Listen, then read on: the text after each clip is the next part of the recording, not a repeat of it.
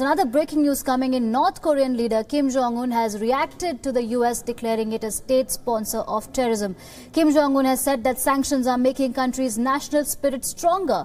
He said that during his visit to the Sungri motor complex that the hostile forces' desperate efforts to block the advance of North Korea make the spirit of Korean workers stronger and make them produce a great miracle, startling the world. Most analysts believe that the re-inclusion of North Korea on the list will have only a symbolic effect given the large amount of sanctions the Asian country has already suffered over its repeated weapons test.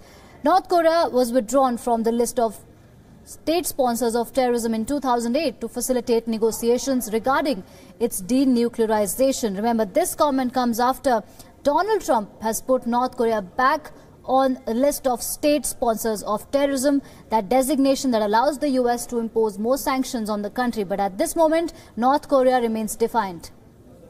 For more on this, I'm joined by senior writer Surya Gangadharan on the broadcast. Good morning, Surya. North Korea, as always, remains defiant.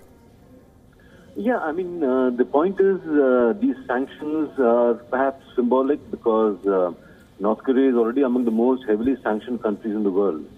So it's not very clear what more the US can do to get it in line. In fact, I would presume that more sanctions means the North Koreans will get more defiant. They may even go ahead and test another missile or carry out a nuclear test. You never know with them. And the chances of a dialogue, perhaps with North Korea, have receded, perhaps forever. And let's not forget that China may not like this either. So to get the Chinese to cooperate with North Korea may again see nothing over there either.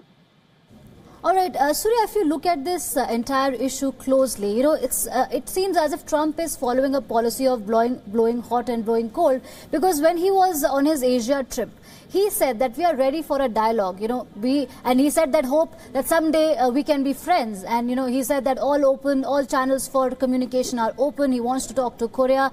But at the same time, now he's come up with these sanctions. So what kind of a strategy is Donald Trump really following in North Korea? Because it's confusing at the end of the day, because on one hand, he's issuing these hard-hitting statements.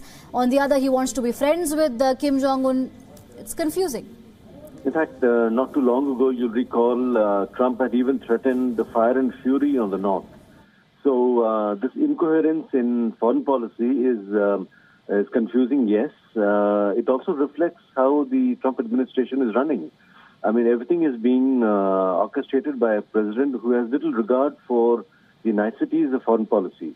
So he tweets on foreign policy, he makes outrageous statements without reference to his inner circle, which is basically Rex Tillerson and the NSA McMaster and the Defense Secretary Mattis.